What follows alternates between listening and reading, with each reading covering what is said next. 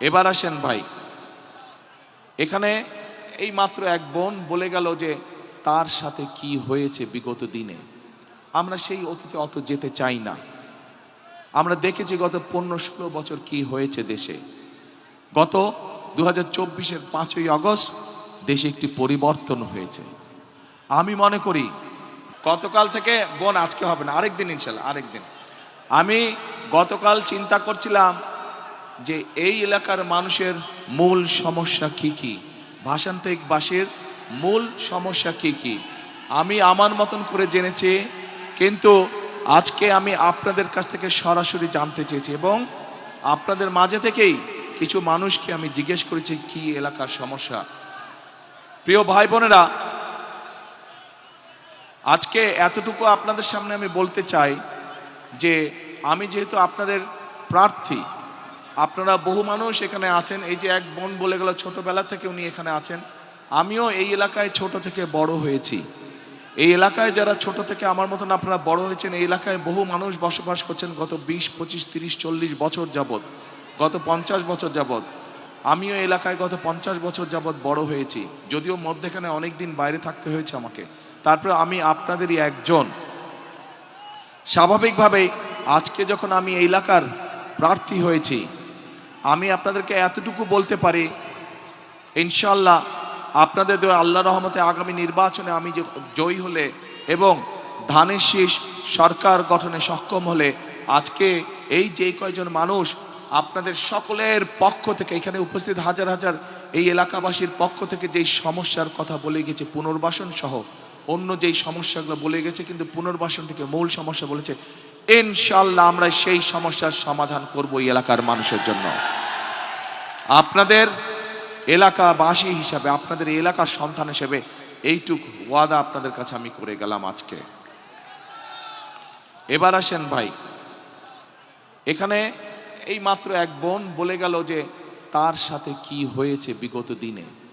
আমরা সেই অতীতে অত যেতে চাই না। আমরা দেখেছি গত 15-16 বছর কি হয়েছে দেশে। গত 2024-এর 5ই আগস্ট দেশে একটি পরিবর্তন হয়েছে। আমি মনে করি বাংলাদেশের মানুষ, শুধু আজ এই জনসভায় যে হাজার হাজার মানুষ আপনারা উপস্থিত আছেন, শুধু এই মানুষগুলোই নয়, সমগ্র বাংলাদেশের মানুষ একটি পরিবর্তন চায়, ভালো পরিবর্তন চায়। ঠিক বলেছে? জি, পরিবর্তন চায়। কি পরিবর্তন চায়?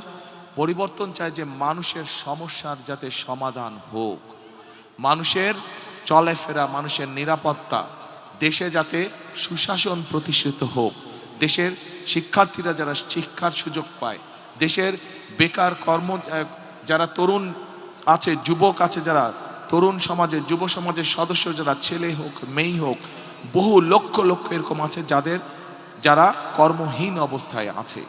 এই যে যেই কয়েকজন মানুষ এখানে আপনাদের হয়ে আপনাদের পক্ষ থেকে কথা বলে গিয়েছে, এই মানুষগুলোর মাঝে থেকেও কথা বেরিয়ে এসছে যে কর্মসংস্থান দরকার, সেটি ছেলে হোক মেয়ে হোক সবার। আমরা সিদ্ধান্ত গ্রহণ করেছি, আমরা পরিকল্পনা গ্রহণ করেছি।